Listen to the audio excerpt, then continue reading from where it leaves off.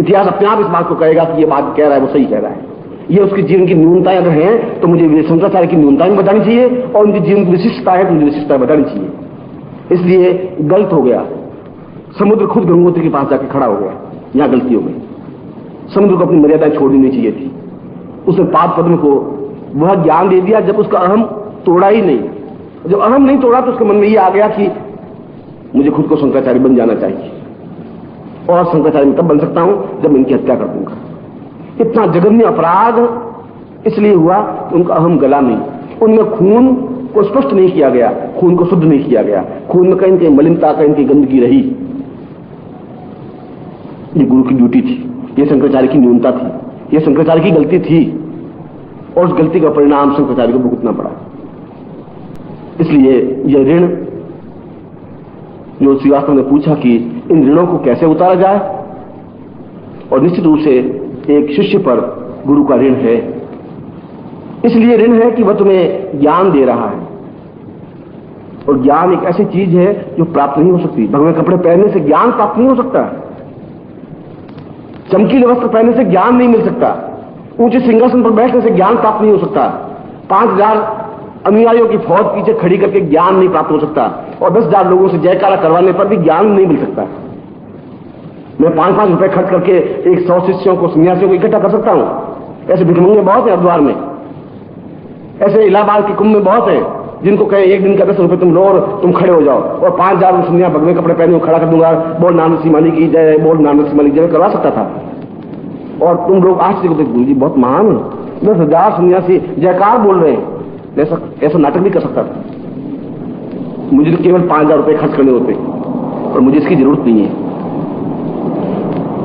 नाटक वो करता है जिसमें कुछ होता नहीं, जिसमें ज्ञान की गरिमा नहीं होती है। जो है वह कुंभ के अवसर पर भी उसी दहाड़ के साथ बोल सकता है। शंकराचार्य सुन रहे हैं तो सुन रहे हैं, वह बोल देता है, और शंकराचार्य मुझसे 20 कदम पर दूसरे टेंट में सुन ही रहे होंगे, क्यों मैं तो माइक से बोल रहा था।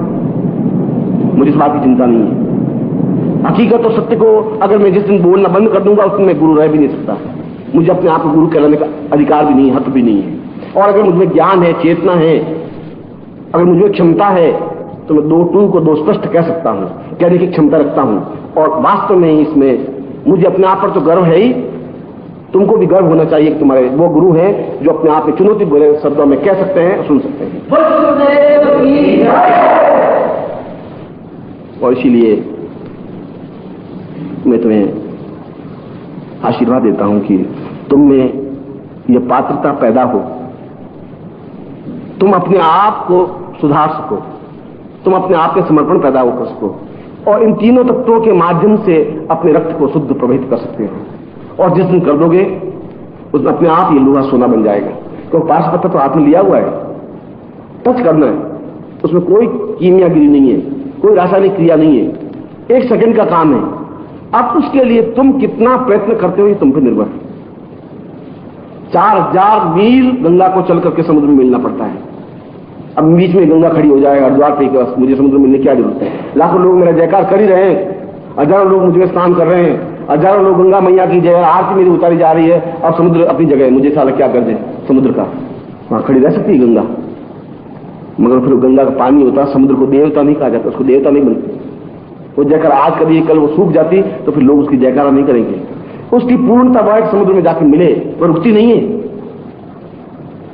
और कल तुम्हारा कोई जयकार कर दे तुम रुक जाओ, बस अब क्या है, अब हम सिद्ध हो गए, वह तुम्हारी पूर्णता नहीं है। पूर्ण रूप से समुद्र में मिल जाने की क्रिया, पूर्ण रूप से गुरु में समर्पण हो जाने की क्रिया पूर्णता है। और ये पूर्णता, ये रास्ता मैंने चुना है, मैंने उस रास्ते पर चला हूं, मैं शिष्य बना हूं।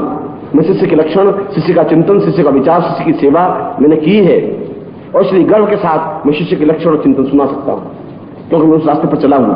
मैं खाली भगवे कपड़े पहन के खड़ा हुआ नहीं हूं, खाली मैंने जयकार नहीं करवाए, और खाली मुझे जयकारों का आनंद नहीं है। मैं तो खुद मना करता हूं कि मेरे जयकार करने की जरूरत नहीं है। मैं कहता हूं कि मुझ में है तो लोग अपने आप मुझे पहचान लेंगे, आज नहीं पहचानेंगे तो मरने के 100 साल बाद जरूर पहचानेंगे, एहसास करेंगे। तो शंकराचार्य मरने के आज 2000 वर्ष बाद हम बहुत पछताते हैं कि इतने महान व्यक्तित्व को समाप्त कर दिया, मूर्खता से, गलती से, त्रुटि से। आज उसके ज्ञान को, उसके शंकर भाष्य को हम जब पढ़ते हैं तो एहसास करते हैं कि कितना अद्वितीय विद्वान था, कितना परिश्रमी था, कितनी उच्च कोटि की योगी था और स्वयं शंकर का साक्षात स्वरूप था। अब जाके महसूस करते हैं और शायद मेरे मरने के 1000 साल बाद, 100 साल बाद जरूर याद करेंगे। मैं करेंगे तब वह व्यक्तित्व सामने नहीं होगा जिससे हम बतिया सकेंगे, बात कर सकेंगे, जिनके चरणों में बैठ सकेंगे, जिससे आनंद ले सकेंगे, जिससे ज्ञान प्राप्त कर सकेंगे। बहुत जीवन की न्यूनता हो जाएगी। ईश्वर करे तुम्हारी आंखें खुले, तुम्हारा तीसरा नेत्र जागृत हो, तुम सामने वाले स्वरूप को पहचान सको, तुम्हें ज्ञान का एक अवगाहन पैदा हो सके और तुम्हें श्रद्धा, समर्पण और सेवा आ सके। मैं तुमको ऐसे ही आशीर्वाद दे रहा हूं।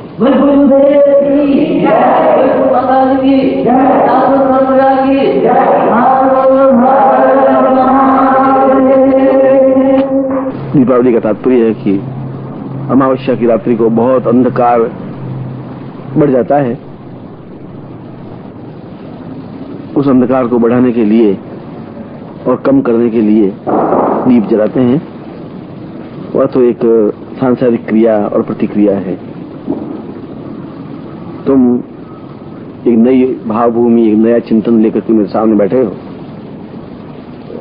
मुझे याद आ रहा है कि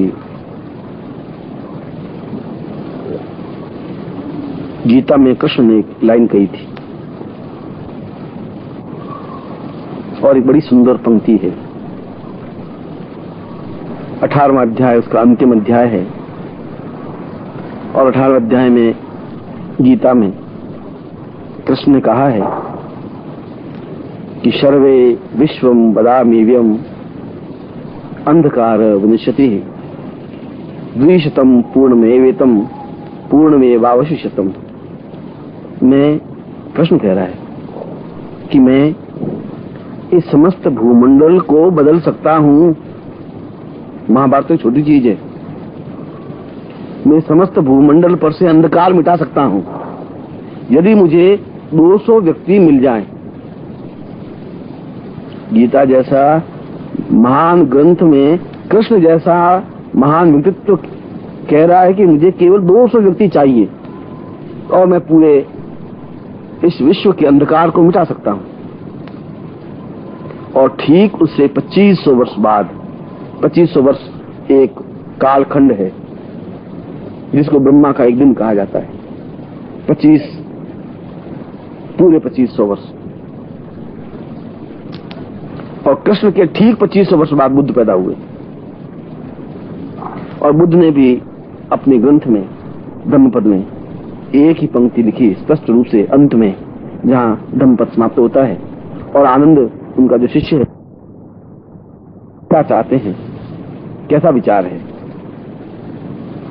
और बुद्ध भी एक ही बात कह रही है, धम्म एव सह द्विशतः सपरियेवः।